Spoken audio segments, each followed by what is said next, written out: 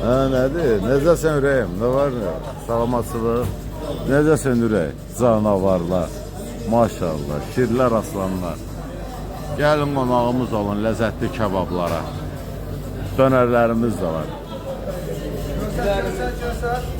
Bəh. Gəlin qonağımız olun. İnşallah ailə rızalımız az qalıb. Açılacaq tezlik. Tilərimiz, pitələrimiz möhtəşəmdir. Bir də onun ağzını aç.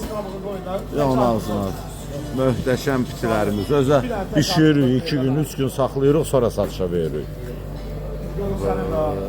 Qızmağa gedir. Özə mangalda pişir, Allah'ım and olsun. Vallahi.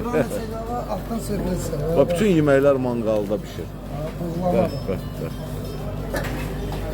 Gəlin qonağımız olur.